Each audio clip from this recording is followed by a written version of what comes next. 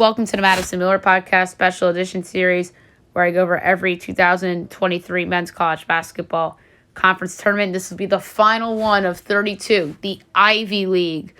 The tournament will be held at Javelin Gymnasium in Princeton, New Jersey, which is the home of the Princeton Tigers.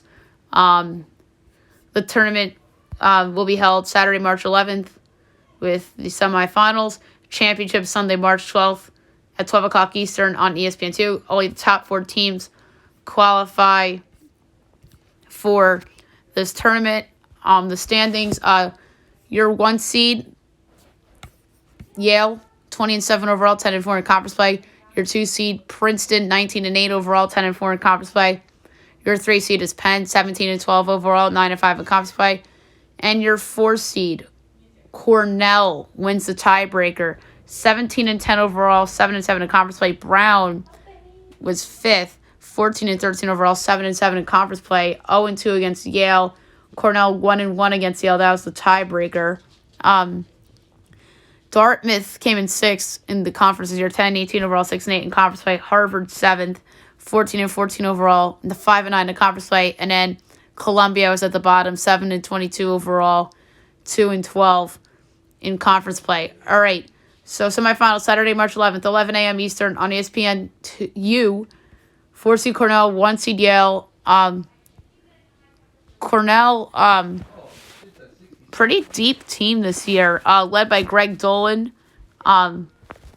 Yale wins the tiebreaker over Princeton to get the 1 seed. 5 guys averaging double figures a game, led by Matt Noling at 14.5 points per game. I project Yale 4.3 over Cornell, total 148 and 2/5. So therefore, I have Yale advancing in the second of 2 semifinals. 3 seed Penn, 2 seed Princeton. Penn, 3 guys averaging double figures, led by Jordan Dingle at over 23 a game. Princeton, pretty deep team, led by Tosan Evbauman at 14.5 per game. I project Princeton by 6, total 145.5. Princeton gets the bump for being at home technically.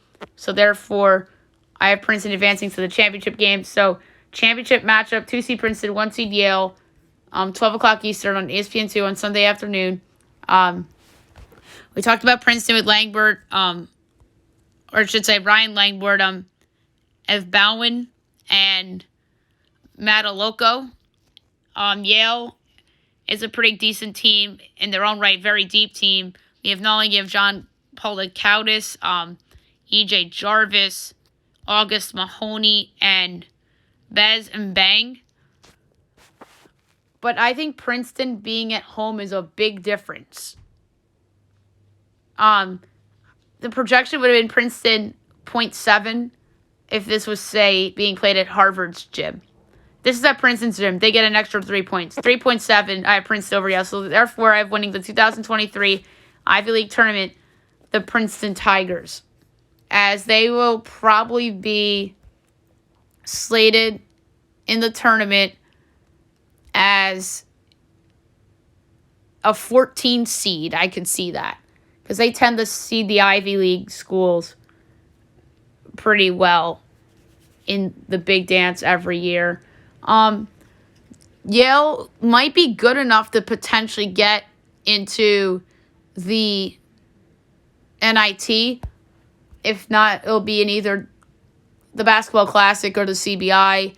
You'll see Penn, maybe Cornell, maybe even Brown, even though Brown didn't make their own conference tournament. Maybe even Harvard, too. We'll see about Brown and Harvard if those schools are placed in those postseason tournaments, despite not being in its own league's tournament.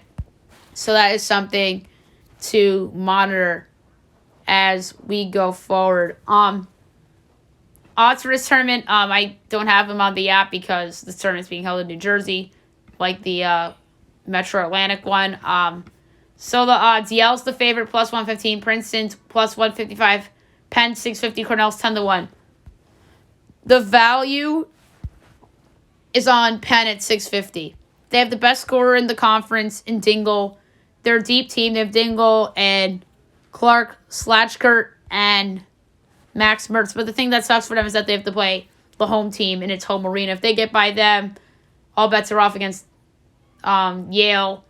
So Penn at 650, despite me having Princeton winning the tournament, I think Penn at 650 is good value for them to win this conference tournament. So there you have it for the 2023 Men's College Basketball Conference Tournament Series. This was a lot of fun.